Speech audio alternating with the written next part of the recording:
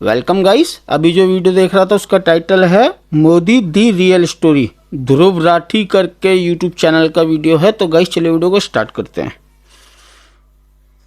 अरे हम तो फकीर मोदी के बारे में होने वाला, उनकी रियलिटी मतलब क्या है। लेकिन पूरी दुनिया में आपने ऐसा कोई फकीर देखा है जो 1,40,000 का चश्मा लगाता, 1,40,000 का चश्मा फकीर भिक्षा मांगकर यहाँ पर फॉरेन टूर भी कर लिए और डिजिटल कैमरा भी खरीद लिया डिजिटल कैमरा के रिलीज होने से पहले। और नरेंद्र मोदी अपने रिलीज होने से पहले ही खरीद लिया है। परिवार का बताते हैं और खुद को गरीब। बचपन में रेल के डिब्बे में चाय बेचता था। वाह क्या फकीरी है, वो भगवान है हमारे, क्या फकीरी है। पूजा करते हैं। सच तो ये है दोस्तों कि ये लोग हमारे हिंदू धर्म को ही तोड़ने मरोड़ने लग गए अपने नफरतखोर एजेंडा को फैलाने के लिए। करेक्ट। नमस्कार दोस्तों, जर्नलिस्ट अनिल यादव एक बीजेपी वर्कर मंगल वाजपेयी से बात कर रहे थे कानपुर में। मंगल एक लोडर का काम करते हैं, यानी गाड़ियों में सामान चढ़ाने का काम करते हैं। क्या नाम बताए? योगी साहब, मेरा मंगल वाजपेयी। मंगल वाजपेयी है। यहाँ लोडर का काम करवाते हैं। साथ ही साथ ये बीजेपी एमएलए महेश त्रिवेदी के लिए वॉलंटियर भी करते हैं। ये उम्मीद जता रहे थे कि बीजेपी इस बार 400 पार करेगी। चुनाव में किसका माहौल है? बीजेपी जो कि पॉसिबल नहीं है। जीतेगी 400 के ऊपर। लेकिन जैसे जैसे बात आगे बढ़ती है, मंगल अपनी परेशानियों के बारे में बताते हैं। वो बताते हैं कि उनके पास बिजली नहीं है, सीवर की व्यवस्था नहीं है। हमारे पास बिजली नहीं है घर में, हमारे पास लैट्रिन घर में नहीं है, हमारे पास सीवर व्यवस्था नहीं है। उन्होंने बीजेपी एमएलए महेश त्रिवेदी को कई बार कहा, हमने महेश त्रिवेदी से भी कई बार कहा कि 20 फुट पाइप पड़ना है, तो अगर पड़ जाए तो हमारे घर की सीवर व्यवस्था बन जाए। नहीं बन पाई। उन्हें कुछ भी नहीं मिला और ना ही उन्हें कुछ मिलने की उम्मीद है। क्या आप तपस्या की मूर्ति हैं कि कुछ नहीं मिला? ना उम्मीद उसके है, बावजूद कोई शिकायत नहीं है। कोई शिकायत ना कोई नहीं। उम्मीद वोट मिलने की। मोदी को ही और ना जाएगा उम्मीद क्योंकि हम है। अंधभक्त लेकिन हैं। फिर भी वो खुद को भाजपा का भक्त कहते हैं। लेकिन ये तो कहा जाता है ना कि भूखे पेट ना होए भजन गोपाला। इस पर मंगल वाजपेयी जवाब देते हैं कि ऐसा कुछ नहीं है। आदमी बालू खाकर भी पेट भर सकता है, यानी कि मिट्टी खाकर भी पेट भर सकता है। अरे सब हो जाता है अगर संत चलेगा। हाँ। अगर संत चलेगा तो सब हो जाता है। बालू खा के पेट भर लेता है। इन्हें कोई शिकायत नहीं है। प्रधानमंत्री मोदी को ये परमात्मा मानते हैं, उनकी पूजा करते हैं। ऐसा कैसे हो सकता है कि एक पॉलिटिशियन को लेकर लोग इतने अंधे हो गए हैं? और ये इकलौते नहीं है, मैंने पिछले वीडियो में आपको उसके कई और उदाहरण दिए थे। बीजेपी के टिकट पर तो कुत्ता भी खड़ा हो जाए हम जिता देंगे। ये सच है। अगर कुत्ता भी आएगा, खड़ा हो जाए उसको भी जिताएंगे। उसको भी तो फिर जिताएंगे। अंधविश्वास। नहीं, भक्त हैं, अंधविश्वास भक्त नहीं है, हैं, हम भक्त हैं। अंधभक्त मेरे हिसाब से कोई हैं। ज्यादा नहीं हुई। अब मैं 10 साल से बनियान नहीं पहन रहा, ये देखो आप। वो भगवान है हमारे, हम उनकी पूजा करते हैं। ऐसा हुआ है इमोशनल मैनिपुलेशन और ब्रेन वॉशिंग की वजह से। एक बड़े स्केल पर देश में लोगों का ब्रेन वॉश किया गया है। और जो माफिया यहाँ पर ब्रेन वॉश कर रहा है लोगों का, वो 4 डिपार्टमेंट्स पर काम करता है। पहला डिपार्टमेंट लोगों में गर्व और अहंकार भरता है कि आप महान हो क्योंकि आप हिंदू धर्म में पैदा हुए। दूसरा डिपार्टमेंट आपको एहसास दिलाता है विक्टिमाइजेशन का, कि सदियों से, 1000 सालों से आपके पूर्वज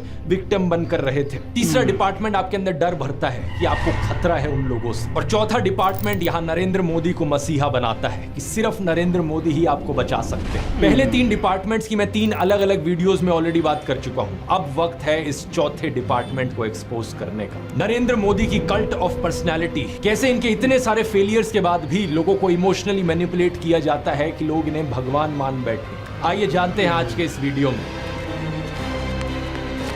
भगवान मान बैठे हैं लोग। अंधभक्त तो भगवान जी बोलते हैं मोदी जी जून को। 2013 की बात है दोस्तों। राइटर नीलांजन मुखोपाध्याय ने एक किताब लिखी नरेंद्र मोदी के ऊपर। ये एक बायोग्राफी थी। इस किताब में लिखा गया कि कैसे नरेंद्र मोदी जब 6 साल के थे, वडनगर रेलवे स्टेशन पर गुजरात में वो चाय बेचा करते थे। ये चाय बेचने वाला किस्सा तभी से लेकर नरेंद्र मोदी की संघर्ष की कहानी का ये एक मेजर टॉकिंग पॉइंट रहा है। 2015 में जब टाइम मैगजीन ने प्रधानमंत्री मोदी का इंटरव्यू लिया तो उन्होंने बताया कि कैसे वो एक बहुत गरीब परिवार से आते थे। कैसे बचपन में वो चाय बेचा करते थे रेलवे स्टेशन। चाय बेचा करते थे। लाइनें सुनिए, मैं पॉवर्टी में पैदा हुआ हूँ। बचपन में मेरा पूरा बचपन पॉवर्टी में बीता है। मेरे लिए पॉवर्टी एक तरीके की पहली इंस्पिरेशन थी मेरी जिंदगी में। लेकिन कितनी सच्चाई है इन बातों में? बहुत से लोगों ने टाइम टू टाइम सवाल उठाए हैं। जैसे कि नरेंद्र मोदी के बचपन की ये फोटो देखिए। वे 1950 यानी 1950 में पैदा हुए थे। क्या उस समय किसी गरीब परिवार में पैदा हुए बच्चे के पास ऐसे कपड़े होंगे? जरा खुद ही सोचकर देखिए। सूट तक पहन रखे हैं इन्होंने अपनी बचपन की फोटोज में। मैं खुद 1994 में एक मिडिल क्लास फैमिली में पैदा हुआ हूँ, लेकिन मेरी तो बचपन की ऐसी कोई फोटो नहीं मिलेगी आपको जिसमें मैंने कोई सूट पहन रखा। नरेंद्र मोदी अपने आप को गरीब ही नहीं, बहुत गरीब परिवार का बताते हैं। इंडिया टुडे ने इनकी पुराने घर की एक फोटो पब्लिश करी थी, स्क्रीन पर देखिए। बहुत बड़ा घर नहीं है, लेकिन क्या आपको ये 1950s की किसी बहुत गरीब परिवार का घर दिखता है। परिवार में नरेंद्र मोदी के 5 भाई और 1 बहन है। 2 साल पहले नरेंद्र मोदी के छोटे भाई प्रहलाद मोदी ने कहा था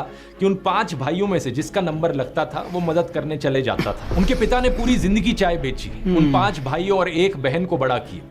इसलिए नरेंद्र मोदी को चाय बेचने वाले का बेटा कहना चाहिए। ये पत्रकारों की गलती है। करेक्ट है। और क्या पूरी जिंदगी चाय बेची, पूरी जिंदगी। इसीलिए कहा जाए तो चाय बेचने वाले का बेटा कहना चाहिए, चाय बेचने वाला नहीं कहना चाहिए। ये पत्रकारों की गलती है। 2014 में कांग्रेस नेता अहमद पटेल ने कहा था कि नरेंद्र मोदी कभी चाय वाला नहीं थे, बल्कि वो एक कैंटीन ठेकेदार थे। अब कांग्रेस की बात पर कितना यकीन किया जाए नहीं किया जाए, लेकिन 2021 में बीजेपी ने भी ये कैंटीन वाली चीज अनइंटेंशनली एक्नॉलेज करी थी। रेलवेज मिनिस्टर अश्विनी वैष्णव ने इंस्ट्रक्ट किया ऑफिशियल्स को कि वो वडनगर रेलवे स्टेशन पर एक कैंटीन को ब्यूटीफाई करें। इंडिया टुडे के आर्टिकल में यह क्लियरली लिखा हुआ है और इसके नीचे एक फोटो भी लगी है इस टी स्टॉल / कैंटीन की जो नरेंद्र मोदी के पिता चलाया करते थे। हाल ही में लिखे गए CNN के इस आर्टिकल को देखिए। नीलांजन मुखोपाध्याय खुद कहते हैं कि मोदी की जो पॉवर्टी की कहानी है वो ग्रॉसली एग्जैजरेटेड है, यानी कि बहुत बढ़ा चढ़ा कर लोगों को बताई गई है। इतना ही नहीं, एक दूसरे आर्टिकल में नीलांजन बताते हैं कि नरेंद्र मोदी के पिता के पास इतने पैसे थे कि वो मोदी और उनके भाइयों को स्कूल भेज पाए। और स्कूल जाने का मतलब था कि वो कहीं और फुल टाइम काम नहीं कर सकते थे, बस वो स्कूल के बाद अपने पिता का हाथ बटाया करते थे। ये सब सुनकर एक बहुत बड़ा सवाल आपके मन में आएगा कि ऐसी कहानियों को क्यों बढ़ा चढ़ा कर हमें बताया जाता है। नीलांजन कहते हैं ऐसा इसलिए किया जाता है ताकि इंडियन पब्लिक को एक आइडिया बेचा जा सके। मित्रों, मैं बचपन में मैनिपुलेट किया जा सके। रेल के डिब्बे में चाय बेचता था और आज आपके सामने खड़ा हूं। कोई भी इंसान अगर समझदारी से सोचे तो वो जानता है कि इस बात से फर्क नहीं पड़ता। एक अच्छा नेता गरीब परिवार से भी आ सकता है और अमीर खानदान से भी आ सकता है, और यही चीज कही जा सकती है एक बुरे नेता या डिक्टेटर के बारे में भी। उदाहरण के तौर पे बात करें, कंबोडिया का जो डिक्टेटर था पोल पॉट, वो एक अमीर खानदान से आता था, लेकिन इटालियन डिक्टेटर बेनिटो मुसोलिनी एक गरीब परिवार में पैदा हुआ था। उसके पिता एक ब्लैक स्मिथ थे और वो बड़े गर्व के साथ इन चीजों को प्राउडली एक्सप्रेस करता था कि कैसे वो जनता के बीच से निकल कर आया है। रशियन डिक्टेटर जोसेफ स्टालिन के पिता एक मोची थे, यानी जूते बनाने वाले, और माँ एक धोबिन थी। और दुनिया का सबसे जाना माना तानाशाह हिटलर भी एक गरीब परिवार में पैदा हुआ था। लेकिन गरीब परिवार में पैदा होने का मतलब ये नहीं कि उसने गरीबों के लिए काम किया था अपने करियर में। उल्टा जानते हो क्या, हिटलर चंदा धंधा का मॉडल चलाता था अपना खुद का। उसके समय में बहुत सी क्रॉनी कैपिटलिस्ट कंपनियों ने करोड़ों का प्रॉफिट कमाया। IG फार्बन, डॉयचे बैंक, BMW, कुछ गाड़ियों की कंपनीज जिनको आज आप जानते हैं और कुछ लोग इन गाड़ियों के पीछे बड़ा भागते हैं, पोर्शे, मर्सिडीज बेंज, फोल्क्सवागन, इन सब कंपनियों ने चंदा डोनेट किया था हिटलर को अपने समय। 2016 में BMW ने माफी भी मांगी थी इस चीज को लेकर। इस आर्टिकल को देखिए, रिग्रेट एक्सप्रेस किया था कि वो एक समय पर हिटलर को सपोर्ट किया करते थे। इंडिया की बात करें तो हाल ही में हमने देखा इलेक्टोरल बॉन्ड स्कैम। मैंने पूरा वीडियो बनाया इस पर कि कैसे ये एक घोटाला नहीं बल्कि घोटालों का भंडार था। बहुत सी कंपनियों को इससे फायदा हुआ और आम जनता को नुकसान। पिछले 10 सालों में प्रधानमंत्री मोदी के मित्र जैसे कि गौतम अडानी भरपूर तरीके से अमीर बनते रहे और देश के 80 करोड़ गरीब लोगों को 5 किलो मुफ्त अनाज लेने पर मजबूर कर दिया गया। बेरोजगारी और महंगाई ने गरीब लोगों की कमर तोड़कर रख दी है आज के दिन। अब तो ऐसी सिचुएशन आ चुकी है कि नरेंद्र मोदी खुद को गरीब परिवार का बताते हुए जिन राहुल गांधी को एलीट वर्ग का प्रोजेक्ट करते थे, युवराज कहते थे, आज वही राहुल गांधी खुल्लम खुल्ला गरीबों को कह रहे हैं कि वो गरीबों के हैं और नरेंद्र मोदी अडानी अंबानी जैसे अमीर सेठों के। करेक्ट है ये एकदम। बिना कुछ लाखों करोड़ रुपए देते हैं तो कहते देखो देखो देखो विकास हो रहा है। हमने मनरेगा किया, मजदूरी के लिए पैसा दे रहे हैं और कहते हैं गरीबों की आदत बिगाड़ रहे हैं। मैं आपका हूँ, वो उनके हैं। राहुल गांधी कह रहे हैं कि जितना रुपया नरेंद्र मोदी ने अडानी को दिया है उतना रुपया वो देश के गरीब लोगों को देंगे। और मैं देश को फिर से दोहरा के कह रहा हूँ, जितना पैसा नरेंद्र मोदी जी ने इनको दिया है ना, उतना ही पैसा हम हिंदुस्तान के गरीब लोगों को देने जा रहे हैं। महालक्ष्मी योजना, पहली नौकरी पक्की योजना, इन योजनाओं के माध्यम से करोड़ों लाखपति बनाएंगे। इन्होंने 22 अरबपति बनाए, हम करोड़ों लाखपति बनाए। प्रधानमंत्री मोदी इसका ज्यादा जवाब दे नहीं पाए। उल्टा उन्होंने कोशिश करी थी ये कहने की कि अडानी अंबानी एक्चुअली में कांग्रेस के साथ मिले हुए हैं। शाहजाद घोषित करें इस चुनाव में ये अंबानी अडानी से कितना माल उठाया है। कितना मार्च में आई इस माल रिपोर्ट को उठाया देखिए, है। भारत में इनकम इनइक्वालिटी 100 साल में सबसे ज्यादा हो गई है। इतनी बुरी हालत अंग्रेजों के जमाने में भी नहीं होती थी। ऐसे में अगर राहुल गांधी ने संकल्प लिया कि अगले 5 सालों में वो सभी 22 करोड़ गरीब लोगों को गरीबी से निकाल देंगे, तो इसमें क्या गलत किया। लेकिन पीएम मोदी इस बात पर भी तंज कसने लगे। उनके पास खुद कोई अपना विजन नहीं है। 80 करोड़ लोगों के हाथ में कटोरा पकड़ा दिया और अगले 5 सालों के लिए यही 5 किलो अनाज वाली स्कीम एक्सटेंड कर दी। ना रोजगार का कोई प्लान बताया है, ना महंगाई कंट्रोल कैसे होगी ये बताया, ना गरीबी कैसे हटेगी ये बताया। और जब राहुल गांधी ने सबके लिए रोजगार की बात करी तो प्रधानमंत्री मोदी उनका मजाक उड़ाने लग गए। कांग्रेस के शाहजादे ने अभी घोषणा की, आप भी सुन करके हंसोगे। सुनाऊं? जोरों से हंसना पड़ेगा आपको। और आपको ये भी मालूम कि ये टेम्पो में पैसा देते हैं क्या? ये आपका पर्सनल एक्सपीरियंस है क्या? फरवरी 2020 में गुजरात में Personal नमस्ते ट्रम्प experience। इवेंट हुआ था, तो गरीबों को छुपाने के लिए एक 1600 फुट लंबी दीवार बनाई गई थी। जरा खुद सोचकर देखो, 1995 से लेकर 2020 25 साल से गुजरात में बीजेपी की सरकार थी, जिनमें से 3 बार तो खुद नरेंद्र मोदी ही चीफ मिनिस्टर थे। लेकिन इनसे गरीबी नहीं हटाई गई, उल्टा ये गरीबों को छुपाने लग गए। G20 समिट के समय दिल्ली में भी यही हुआ था। कुछ बस्तियों को हरे पर्दे के पीछे ढक दिया गया था, यानी कि इन गरीब लोगों की मूवमेंट को भी रिस्ट्रिक्ट कर दी।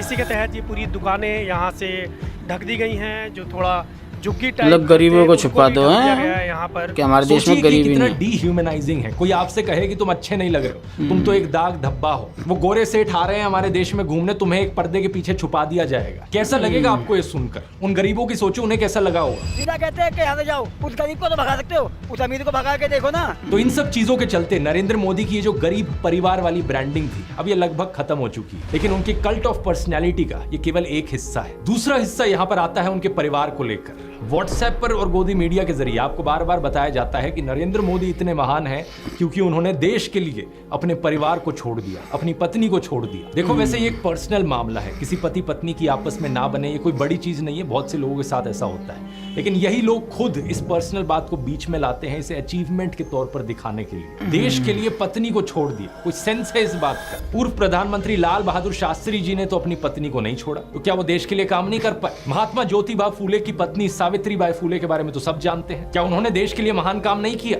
आपने अगर रामलीला देखी है तो उसमें भी देखा होगा कि कैसे सीता जी ने भी भगवान राम का साथ दिया वनवास में, और राम ने उन्हें बचाने के लिए क्या क्या नहीं किया।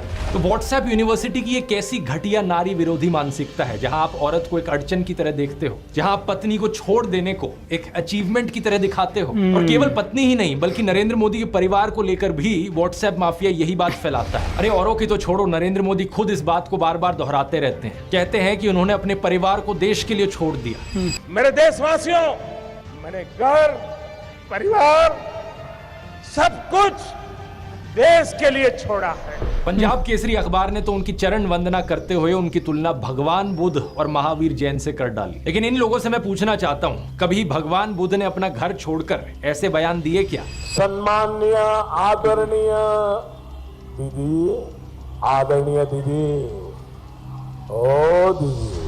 किसी औरत को कांग्रेस का विधवा कहा, 50 करोड़ की गर्लफ्रेंड कहकर अपमानित किया, समाज में नफरत का जहर बोया। सत्ता पाने के लिए भगवान बुद्ध ने ये सब नहीं किया था, वो तो खुद एक राजकुमार थे। वो तो सत्ता को, महल को और सिंहासन को छोड़कर जंगल में गए थे, और उनके पीछे उनके माँ बाप, उनकी पत्नी यशोधरा और उनके बेटे राहुल तो राजमहल में सुविधाओं के साथ जी रहे थे। और जब बुद्ध की ज्ञान प्राप्ति हुई तो जानते हैं उन्होंने सबसे पहले क्या कहा था? oshonews.com पर ओशो के एक लेक्चर का ट्रांसक्रिप्ट दिया हुआ है। जब बुद्ध को ज्ञान प्राप्ति हुई तो पहली बात उन्होंने अपने शिष्यों से ये कही, मैं यशोधरा के पास जाना चाहता हूँ, उससे बात करना चाहता हूँ। ये सुनकर आनंद व्याकुल हो गए, बोले कि ये ठीक नहीं है, लोग क्या कहेंगे। बुद्ध ने कहा, मुझे उसका धन्यवाद करना है उसकी मदद के लिए, और जो मेरे साथ हुआ, जो मुझे मिला, इसका कुछ हिस्सा मुझे उसे देना है, ये उसका कर्ज है मुझ पर। और वो गए। यशोधरा ने उन्हें देखा, 12 साल का गुस्सा उनके अंदर था। वो बोली, मुझसे कहकर तो जाते, क्या मैं तुम्हें रोकती? इतना भी विश्वास नहीं था मुझ पर। बुद्ध ने माफी मांगी, ये कहा कि मैं नासमझ था, अब समझ आई तो वापस आया हूँ। सुनो, कुछ अद्भुत हो गया है। मेरा पहला दायित्व तुम्हारे प्रति, इसलिए वह अनुभव तुम्हारे साथ साझा करूंगा। यशोधरा की आंखों से आंसू झरने लगे। आप प्रधानमंत्री मोदी का इंस्टाग्राम अकाउंट देखिए जरा। प्रियंका चोपड़ा और निक जोनस की वेडिंग रिसेप्शन में गए, उन्हें बधाई दे रहे हैं। इस वीडियो को देखिए, विराट कोहली और अनुष्का शर्मा के वेडिंग रिसेप्शन पे जाकर उन्हें गुलाब दे रहे हैं। मलयालम एक्टर सुरेश गोपी की बेटी की शादी में गए। टाइम्स नाउ की एंकर नविका कुमार के बेटे की शादी में गए। मुकेश अंबानी ने हॉस्पिटल खोला तो वहां बधाई देने पहुंच गए। इस न्यूज आर्टिकल को भी देखिए। नरेंद्र मोदी ने गौतम अडानी के बेटे करण की ग्रैंड एंगेजमेंट सेरेमनी को भी अटेंड किया। तो बॉलीवुड सेलिब्रिटीज और अमीर सेठों की शादियों में जाने के लिए बहुत समय है इनके पास। हालांकि इसमें कुछ गलत नहीं है, इनकी मर्जी अगर ये जाना चाहें तो।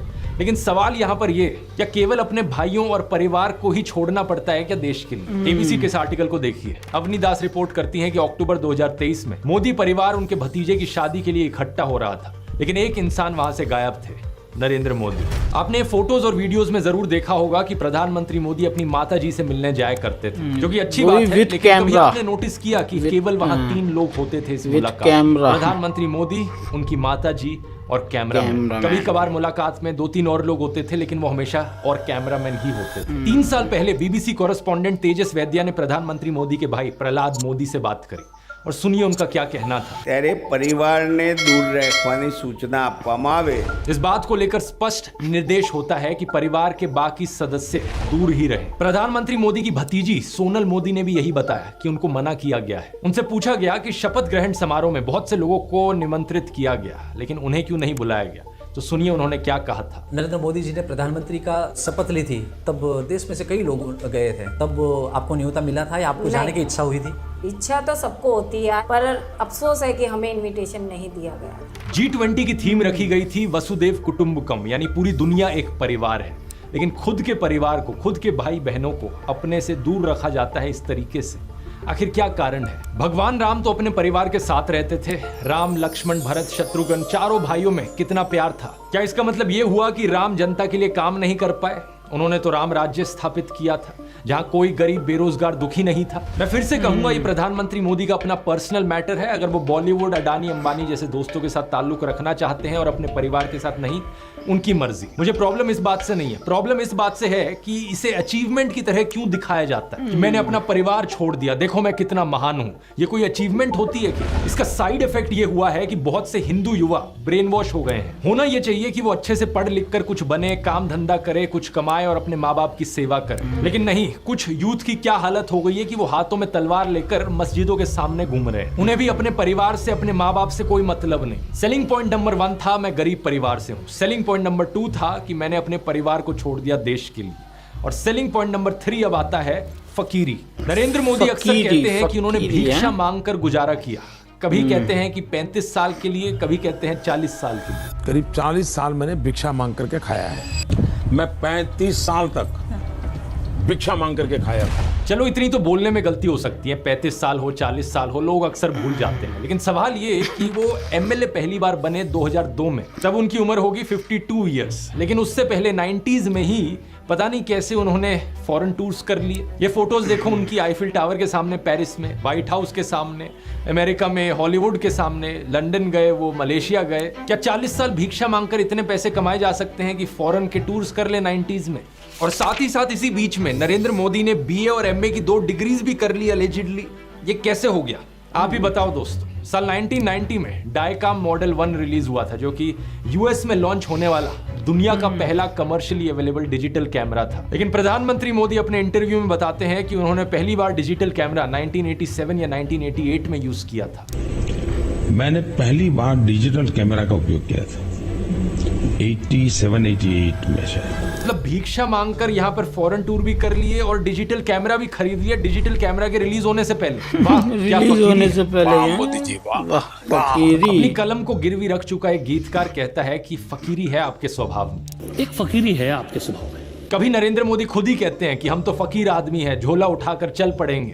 अरे हम तो फकीर आदमी हैं, झोला लेके चल पड़ेंगे जी। लेकिन पूरी दुनिया में आपने ऐसा कोई फकीर देखा है जो 1,40,000 का चश्मा लगाता हो, अपनी बूढ़ी माँ को नोटबंदी के लिए लाइन में खड़ा कर दिया और खुद घूमते हैं 12 करोड़ की मर्सिडीज में? एक तरफ तो शास्त्री जी जैसे प्रधानमंत्री देखे हैं देश ने। बताया जाता है कि उनके पास सिर्फ 2 धोती और 2 कुर्ते हुआ करते थे। कुर्ता फटकर इस्तेमाल करने लायक ना रहे तो उसे भी रुमाल बना लेते थे लाल बहादुर शास्त्री जी। लेकिन प्रधानमंत्री मोदी की यूएस विजिट की इन फोटोज को देखिए, एक दिन में 4 बार कपड़े बदलते हैं। द प्रिंट में लिखे गए इस आर्टिकल को देखिए। उत्तराखंड और हिमाचल जाते हुए प्रधानमंत्री मोदी ने 8 घंटे में 4 बार कपड़े बदले। इस टाइम्स ऑफ इंडिया के आर्टिकल को देखिए, प्रधानमंत्री मोदी गंगा आरती करने गए तब भी कपड़े बदलते जा रहे हैं। हुबली टाइम्स वालों ने तो इनकी फैंसी ड्रेस का एक पूरा कोलाज बना दिया। इंडिया टुडे ने भी इनकी 22 हेड गियर्स की कलेक्शन दिखाई है इस आर्टिकल में। और इस इंडियन एक्सप्रेस के कोलाज को भी देखिए। अगर ये फकीरी वाली बात भी नहीं बैठती लोगों में, तो इस सब के बाद अगला हथियार आता है कि इनको भगवान का अवतार ही बना दो। ये एक बार नहीं, दो बार नहीं, बल्कि कितनी बार कितने नेताओं ने बार बार प्रधानमंत्री मोदी को भगवान से कंपेयर किया। भगवान का अवतार है, भारत के भगवान का वरदान बन के आए हैं। भगवान मनुष्य के रूप में नरेंद्र मोदी जी के रूप में अवतार लिया। हमारे माननीय प्रधानमंत्री जो खुद भगवान स्वरूप है, मोदी जी के रूप में श्री रामचंद्र ने जन्म लिया है। मोदी जी है ना, साक्षात भगवान महाकाल जी का अवतार है। मोदी राम और अमित शाह कृष्ण। अरे कुछ लोग तो मंदिर भी बनाने लग गए। पुणे में एक बीजेपी वर्कर ने नरेंद्र मोदी के लिए मंदिर बना दिया, गुजरात में इनका एक मंदिर बना, तमिलनाडु में इनके लिए एक मंदिर बना। क्या मजाक चल रहा है। ये इकलौते नेता नहीं है जिन्हें भगवान से कंपेयर किया जाता है। एक समय पर एडोल्फ हिटलर को भी जीसस से कंपेयर किया जाता था। राजनीति में हिटलर की एंट्री की तुलना की जाती थी जीसस के रिजरेक्शन से। लेकिन उस समय यह सवाल उठा कि ये बात जमेगी कैसे। जीसस तो शांति की मूर्त थे, सूली पर भी चढ़ाया गया उन्हें, तब भी उनके दिल में कोई नफरत नहीं थी। बोले कि हे भगवान उन्हें माफ करना। जबकि हिटलर तो नफरत का सौदागर था, तो कैसे जीसस का इस्तेमाल किया जाए नफरत फैलाने के लिए और हिटलर को उससे भी कंपेयर किया जाए। इसके लिए हिटलर और नाजी लोगों ने बाइबल को ही बदल डाला। मजाक नहीं कर रहा, ओल्ड टेस्टामेंट जो थी बाइबल की उसे ही हटा दिया गया उनके समय में। जीसस को इस तरीके से चित्रित किया गया कि वो ऐसा लगे कि वो यहूदियों के खिलाफ लड़ने वाले एक फाइटर हो। सिमिलरली बीजेपी के लोग बार बार नरेंद्र मोदी को भगवान का अवतार करके पुकारते हैं। लेकिन यहाँ भी दिक्कत वही आ जाती है कि नरेंद्र मोदी तो नफरत फैलाते हैं, लेकिन श्री राम की सूरत में दिखती है विनम्रता, सौम्यता, राजा रवि वर्मा की इस आइकॉनिक पेंटिंग को देखिए, राम दरबार, जो कि हमारे देश के करोड़ों घरों में लगी हुई है। इस प्रॉब्लम का समाधान ढूंढने के लिए इनके लोगों ने राम की सूरत बदलनी शुरू कर दी। पिछले कुछ सालों में आपने देखा होगा ये एंग्री हनुमान और एंग्री राम की आइकॉनोग्राफी गाड़ियों के पीछे इसे लगाया जाता है, ये दर्शाने के लिए कि ये है असली में भगवान राम। चरित्र ही बदल दो भगवान का। रामायण में मुसलमानों का कोई जिक्र नहीं है, लेकिन इन लोगों ने रामायण को भी तोड़ मरोड़ दिया अपने नफरत खोर एजेंडा के लिए। 2016 में एक बीजेपी एमपी ने कहा कि मुसलमान तो रावण के डिसेंडेंट्स हैं। व्हाट्सएप माफिया वालों ने हमारे हिंदू स्क्रिप्चर्स में एक झूठा कोट इंसर्ट कर दिया, धर्म हिंसा तथैवच, जो चीज किसी वेद पुराण में नहीं थी, किसी रामायण महाभारत में नहीं थी। इन्होंने जबरदस्ती अपना नफरत खोर एजेंडा बीच में घुसा दिया उसके। धर्म हिंसा तथैवच, आपको जान करके आनंद होगा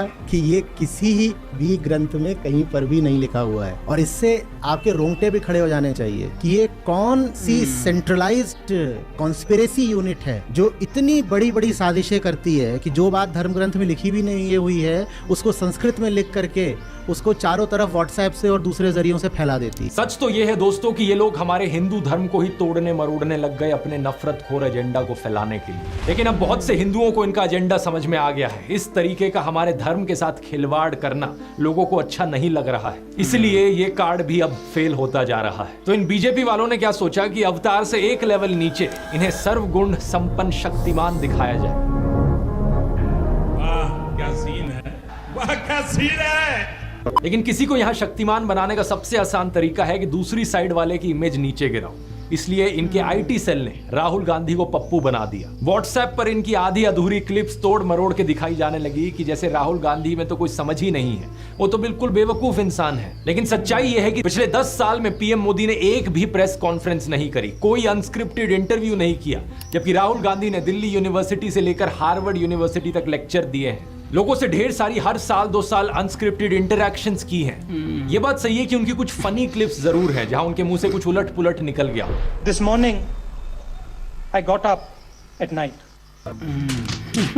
लेकिन ऐसी क्लिप्स तो नरेंद्र मोदी की भी बहुत है। तीसरा कहा था विमेन डेवलपमेंट में बात कही थी, कब हो गई? नरेंद्र मोदी वही है जो नाले से निकलने वाली गैस से चाय बनाने की बात करते हैं। कहते हैं कि पसीने से मुंह पोंछ लेता था तो ग्लो आ जाती थी। कभी ये क्लाइमेट चेंज को डिनाई करते हैं कि गर्मी नहीं बढ़ रही बल्कि हमारी गर्मी सहने की शक्ति कम हो रही है। तो कभी ये बादलों से रेडार का सिग्नल रोकने की बात करते हैं। लेकिन मैंने कहा इतने क्लाउड है, बारिश हो रही है, तो एक बेनिफिट है कि हम राडार से बच सकते हैं। एक तो जानते नहीं है, ऊपर से अहंकार इतना कि अपने अज्ञान का भी एहसास नहीं। एक दफा मोदी दूसरे देश में गए थे, वहां भारत का राष्ट्रीय गान चल रहा था और ये बीच में ही चलने लगे। ऐसी गलती किसी से भी हो सकती है, लेकिन बात मैं यहां पर यह बताना चाह रहा हूं कि प्रधानमंत्री मोदी की भी फनी क्लिप्स बहुत सारी हैं। दूसरों को पप्पू बोलने से पहले अपनी क्लिप्स पर नजर डाल लो। पप्पू को हारने का डर लग रहा है, पप्पू को नहीं बनाएंगे। और अभी तो एक बहुत बेहतरीन मौका मिला है हमारे फॉर्मर सुप्रीम कोर्ट के जजेस ने राहुल गांधी और नरेंद्र मोदी दोनों को एक 1-on-1 डिबेट के लिए इनवाइट किया है। राहुल गांधी तो इस इनविटेशन को ऑलरेडी एक्सेप्ट कर चुके हैं, लेकिन नरेंद्र मोदी अभी भी चुप है। अगर ऐसा होता है तो जनता के लिए भी एक बड़ा सीधा मौका होगा देखने का कि नरेंद्र मोदी और राहुल गांधी में से कौन ज्यादा समझदार है, कौन ज्यादा इंटेलिजेंट है और कौन ज्यादा केपेबल लीडर है देश के लिए। लेकिन नरेंद्र मोदी अगर इस डिबेट से भागते हैं और जवाब ही नहीं देते तो समझ जाना कौन यहाँ पर बेहतर है। इस कल्ट ऑफ पर्सनैलिटी में प्रधानमंत्री मोदी का सबसे बड़ा कार्ड है सब जगह फोटो चिपकाओ। बचपन में मैं सोचता था कि कोका कोला जैसी ड्रिंक्स की एड्स क्यों आती हैं टीवी पर, हर कोई तो जानता है कि कोका कोला क्या है। बाद में मुझे समझ आया कि out of site is out of mind, यानी नजर से बाहर तो दिमाग से बाहर। और इसकी उल्टी एक टैक्टिक है, जितना नजर में रहोगे उतना लोगों के दिमाग में घुसोगे। अखबार पर नरेंद्र मोदी, रेडियो पर नरेंद्र मोदी, टीवी चैनलों पर नरेंद्र मोदी, फेसबुक पर नरेंद्र मोदी, पेट्रोल पंप की होर्डिंग्स पर नरेंद्र मोदी, सड़क पर पोस्टर छपे हैं, गूगल एड्स पे करोड़ों खर्च करके अपना चेहरा दिखा रखा है, हर एक सरकारी स्कीम के इश्तिहार पे। अरे ये सब तो छोड़ो, कोविड वैक्सीन के सर्टिफिकेट पे भी नरेंद्र मोदी, सेल्फी पॉइंट्स तक बना डाले। 2022 की इस रिपोर्ट को देखिए, आईएनबी मिनिस्ट्री ने बताया कि सरकार ने 8 सालों में 6400 करोड़ से ज्यादा रुपए खर्च किया एडवर्टाइजमेंट्स पर। हर रोज का 71 लाख रुपए तो अखबारों में ऐड देने में लगा दिया। और ये सब तो सरकारी पैसे से चलने वाली एड्स थी। इसके अलावा जो पार्टी फंड से चलने वाली एड है वो अलग, और गोदी मीडिया के एंकर जो दिन रात चाटुकारिता करते हैं वो अलग। हर जगह नरेंद्र मोदी। एक गायक थे जिम मॉरिसन, उन्होंने कहा था कि जो मीडिया को कंट्रोल करता है वो दिमाग को कंट्रोल करता है। लेकिन एक और सिंगर थे बॉब मार्ले, उन्होंने कहा था कि हर वक्त हर किसी को बेवकूफ नहीं बनाया जा सकता। और अब यही हो रहा है कि हर तरफ मोदी का चेहरा देखकर लोग उकता गए हैं। और ये जो वॉर रुकवाने वाली कहानियां हैं, इन पर पूछा जा रहा है कि इतनी ही वॉर रुकवाने वाले हो तो मणिपुर की हिंसा क्यों नहीं रुकवा देते? करेक्ट है, मोदी का पैसा है, कहीं तो यूज होगा। किसी एक्टर को उठा के बेटी बना देंगे, पापा ने वॉर रुकवा दी, पापा मणिपुर के दंगे क्यों नहीं रुकवाते? लोग पूछ रहे हैं कि भारत में सब चंगासी है तो 2022 में सब रिकॉर्ड तोड़ते हुए 2.25 लाख लोगों ने भारतीय नागरिकता क्यों छोड़ दी? इस मोदी मैजिक के खत्म होने का सबसे बड़ा सबूत यही है कि बीजेपी को दूसरी पार्टियों के उन नेताओं को अपनी पार्टी में लाना पड़ रहा है जिन पर भ्रष्टाचार के एक से बढ़कर एक आरोप लगे। अगर मोदी मैजिक सही में बचा होता तो मोदी के नाम से ही चुनाव जीता जा सकता था। इन बाहर के नेताओं को लाने की जरूरत नहीं थी अपनी पार्टी में। ये झूठ, डर और नफरत फैलाने की जरूरत नहीं थी। इस वीडियो में तो मैंने आपको नरेंद्र मोदी का वो चेहरा दिखाया है जो व्हाट्सएप माफिया आपको दिखाता रहता है। अगले वीडियो में मैं आपको दिखाऊंगा उनका असली चेहरा, उनके माइंड में क्या क्या चलता रहता है। यहाँ मैं आप लोगों को धन्यवाद करना चाहूंगा क्योंकि आप लोग इतने जज्बे के साथ इनकी इस झूठ और नफरत की फैक्ट्री को तबाह करने में लगे हुए हो। हमारे इस मिशन 100 करोड़ पर लगे रहिए। ये देखकर खुशी होती है कि किसी का कमेंट आता है ये कहते हुए कि आपने एक वीडियो को 850 लोगों के साथ शेयर किया व्हाट्सएप। 850 पता चलता है कि प्रोजेक्टर स्क्रीन पर दिखाकर आप वीडियो चला रहे हो राजस्थान की गलियों से लेकर वेस्ट बंगाल तक। किसी ने टीवी लगा दिया बाहर मुंबई में ताकि लोगों तक सच पहुंचाया जा सके। इसी तरीके से लगे रहो। हमें देश के लोकतंत्र को बचाना है, देश के संविधान को बचाना है। वोट करने जरूर जाना और अपने आसपास के 10 लोगों को कन्विंस करना वोट करने के लिए। वोट करना इस नफरत और झूठ के खिलाफ। मुझे यकीन है कि हम इकट्ठे मिलकर देश को बचा लेंगे। अगर आपने इस ब्रेन वॉशिंग माफिया के चारों डिपार्टमेंट्स के बारे में पहली बार सुना है तो इस वीडियो को जरूर देखिए। यहाँ पर मैंने शुरुआत से समझाया था पहले डिपार्टमेंट के बारे में, क्लिक करके देख सकते हैं। इनकलाब जिंदाबाद। जय हिंद। अजीब फकीरी है गाइस। हाँ बताओ, 1,40,000 का चश्मा, लाखों रुपए का पेन, 10 लाख रुपए का सूट, 12 करोड़ रुपए की गाड़ी, कार, रेंज रोवर जो जिसमें चलते हैं, मर्सिडीज की जो भी है वो, 8,000 करोड़ रुपए का प्लेन। ऐसी फकीरी सबको होनी चाहिए यार, सबके पास है। बताओ, बचपन के फोटोज में भी देख रहे हो सूट वूट में दिख रहा है अच्छा खासा, ठीक बढ़िया। बोलते हैं मैंने अपने उसको परिवार को ही छोड़ दिया देश के लिए। परिवार, वो भाई देश के लिए छोड़ के परिवार, देश ने कब कहा कि आप अपने परिवार को छोड़ दो? जो अपने परिवार के सगे नहीं होगा वो देश का क्या होगा? देखा, अगर ऐसे भी सोचोगे तो बताओ, जिन्होंने उनको बड़ा किया, पाला पोसा, ये सब उनको छोड़ दिया उन्होंने। जब जब जब उनकी हेल्प करनी थी, एज आई उनकी, तब आपने परिवार छोड़ दिया तो गलत है। सो गाइस, ये था आज का वीडियो। उम्मीद है आपको पसंद आया होगा। हमारे चैनल को सब्सक्राइब कर देना। ओरिजिनल वीडियो का लिंक डिस्क्रिप्शन से ले लेना। अल्लाह हाफिज़।